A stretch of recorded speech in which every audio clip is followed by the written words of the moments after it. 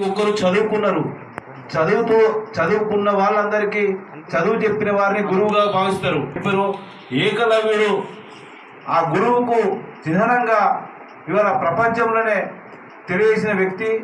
అలాంటి వ్యక్తి విగ్రహం ట్యాంక్ బండ్ పైన పెట్టలేదు, చాలా బాధాకరము. ఇప్పటికైనా ఈ హైటెక్ యుగంలో, ఈ కంప్యూటర్ యుగంలో కూడా ఒక గురువును గుర్తించకపోవడము చాలా బాధాకరము.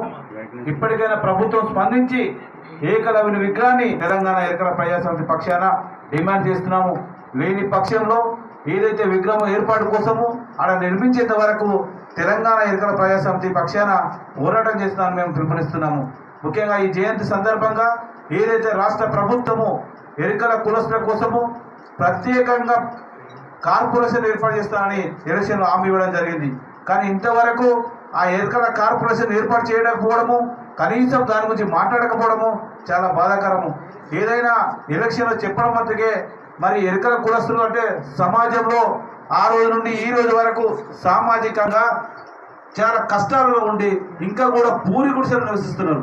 మరి మా బాధలు పట్టించుకోవాలని తెలంగాణ ప్రభుత్వాన్ని, మరి కాంగ్రెస్ ప్రభుత్వాన్ని, రేవంత్ రెడ్డి గారిని వేడుకుంటున్నాము. ఈ ఏకలవ్య సందర్భంగా ఏకలవ్య జయంతి ఉత్సవాలు కనీసం వచ్చే సంవత్సరానికన్నా మీరు అధికారికంగా జరిపితే ఏకలవ్యులందరూ బాగా మీకు సంతోషపడతారు, మీకు రుణపడి ఉంటారు. దేశవ్యాప్తంగా కూడా ఏకలవ్యులు అనేటోళ్ళు ఉన్నారు, ఎరకల కులస్తులు ఉన్నారు.